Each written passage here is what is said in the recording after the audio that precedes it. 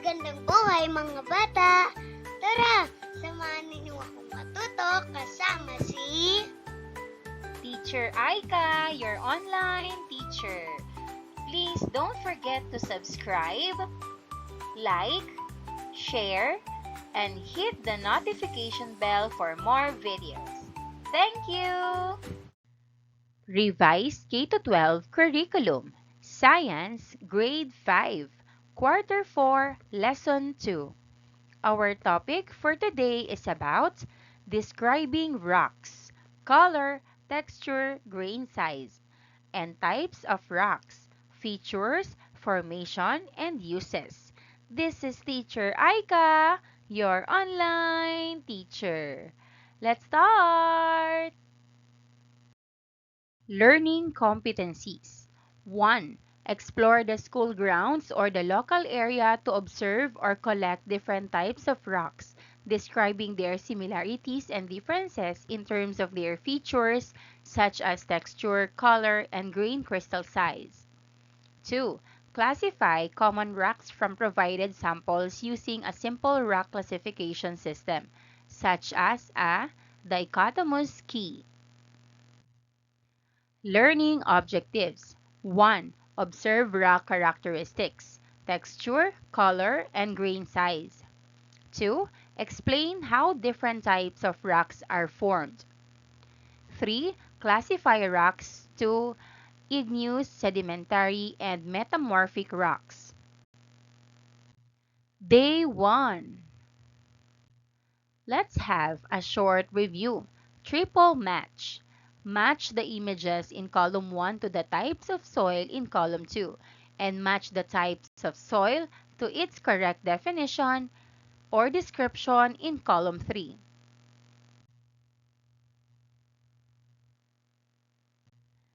Let us answer. First column, images of soil. Second column, type of soil. Third column, description of soil. Fourth column, answer. First image. Answer 2B. Clay. A type of soil that often becomes sticky and waterlogged in rainy seasons and turns into solid blocks in dry season. Second image. Answer 3D. Loam. A type of soil that is composed of the other three types of soil with addition of organic matter, and it is considered as best for plant growth.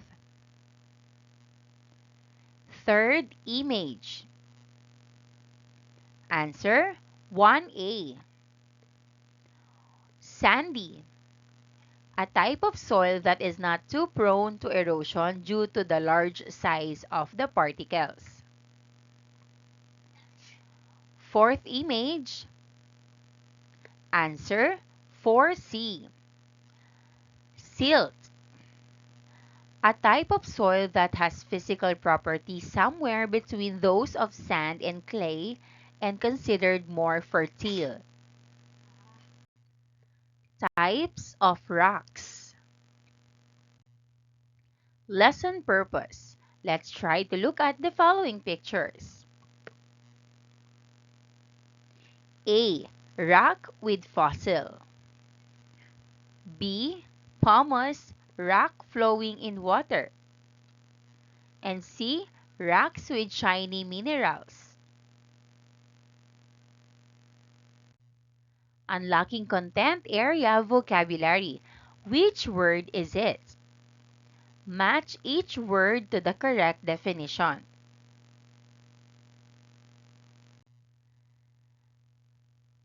Let's answer. First column, definition 1. Second column, pair of words. Third column, definition 2. First, grain versus dust. Tiny particle of a substance. Answer, dust. A particle of a rock. Answer, grain. Second, deformation versus fracturing. Breaking into pieces due to application of force. Answer, Fracturing. Change in shape due to application of force.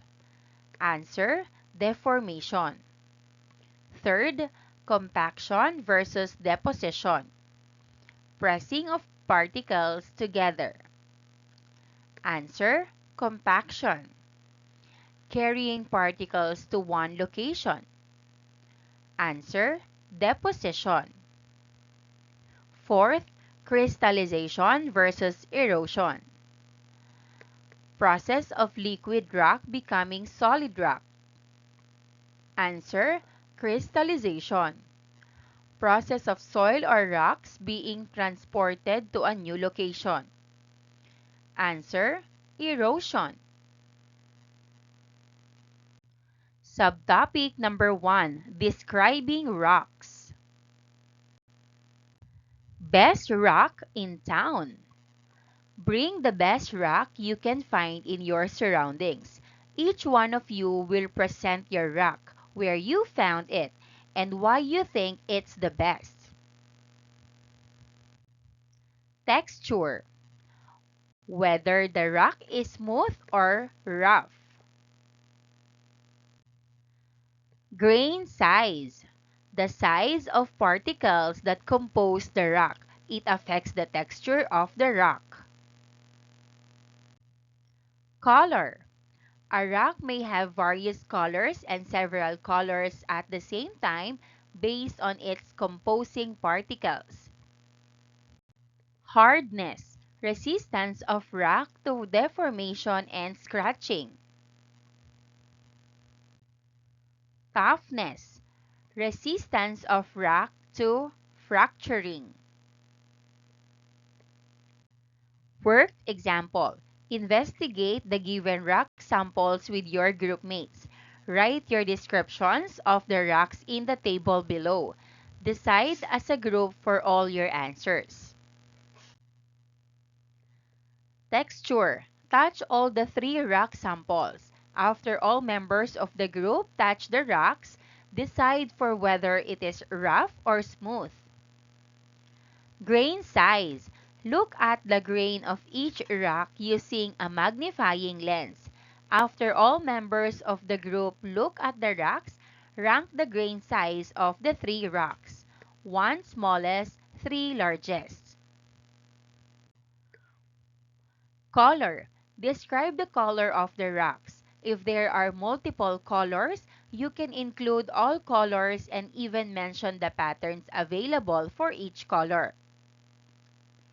Hardness. Scratch each rock to one another. Observe which rock is more damaged after scratching. Rank the hardness of the 3 rocks. 1 softest, most damaged, 3 hardest, and least damaged. Toughness. Drop the 3 rocks from various heights. Observe which rock is more damaged after each fall. Rank the toughness of the 3 rocks. 1 weakest, most damaged, 3 toughest, least damaged. And here's the table. First column, rock sample, 1, 2, and 3. Second column, texture. Third column, grain size. Fourth column, color. Fifth column, hardness. Sixth column, toughness. My rock, rocks. Rock profile. Infer other possible characteristics of the given rocks based on its characteristics.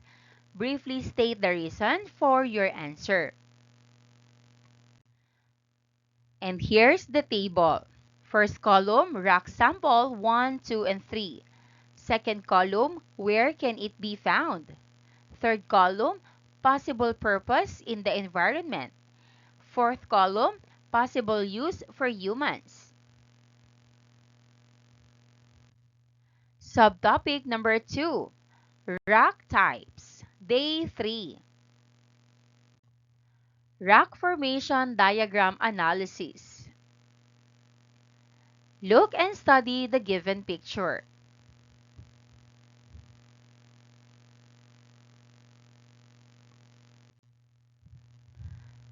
Let's have the table. First column, type of rock. Second column, where is it formed? Third column, what process or processes formed it? Fourth column, what is it made of? First, igneous. Inside a volcano or outside a volcano. Crystallization of magma or lava. Solidified molten rocks, magma or lava. Second, sedimentary. Under the ocean.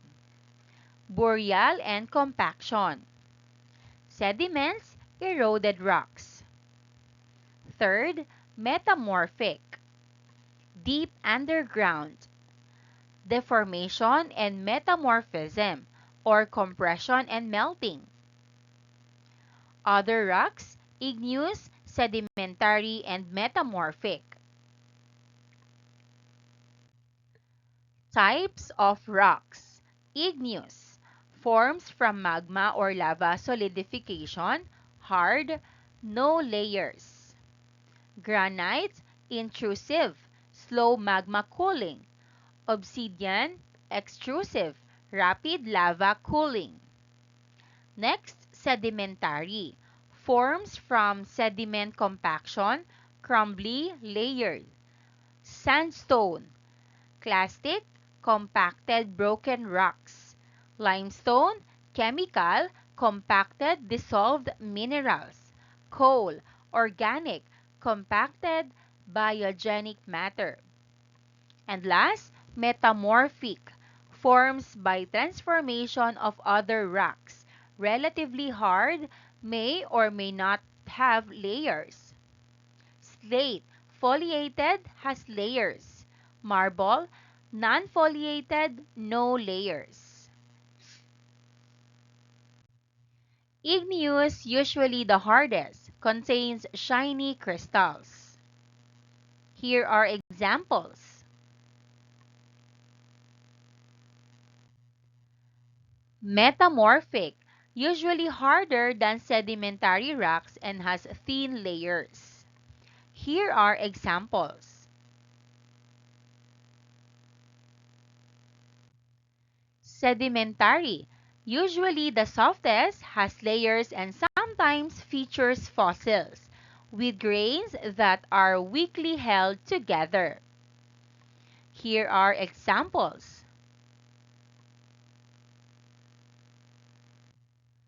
Activity number 2, classifying rocks. Investigate the given rock samples in your group. Write your descriptions of the rocks in the table below. Decide as a group what is the type of rock based on their observed characteristics. Hardness. Scratch each rock to one another. Observe which rock is more damaged after scratching. Rank the hardest of the 5 rocks. 1 softest, most damaged, 5 hardest, and least damaged. Features. Look at each rock using a magnifying lens. Check for possible patterns, present materials, and other remarkable features. Type of rock. Decide what type is each rock based on the observed characteristics. Use the discussed characteristics of each type of rock as reference.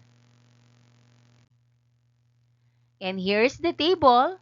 First column, rock sample, 1, 2, 3, 4, and 5. Second column, hardness. Third column, features, what can be seen in the rock. And fourth column, type of rock. Day 4. Rocks in action. Analyze the image of rocks used by humans. Infer its type and list their reasoning for their answers. First column, rock in action. Second column, use. Third column, characteristics. And fourth column, type of rock. First, countertop tiles. hard, shiny, and strong. Igneous. Second picture, waterfall decoration. Layered and flat pieces. Sedimentary. Third picture, driveway cobblestones. Very hard, dark, and durable. Igneous. Fourth picture, plaster for walls. Soft, white, powdery. Sedimentary. Fifth picture, steel making material. Hard rock used in industry. Sedimentary.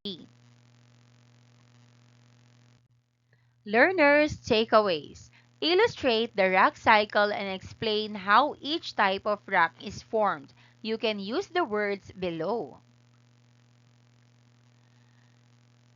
Igneous, erosion, metamorphism, sedimentary, compaction, sediments, metamorphic, solidification, and lava.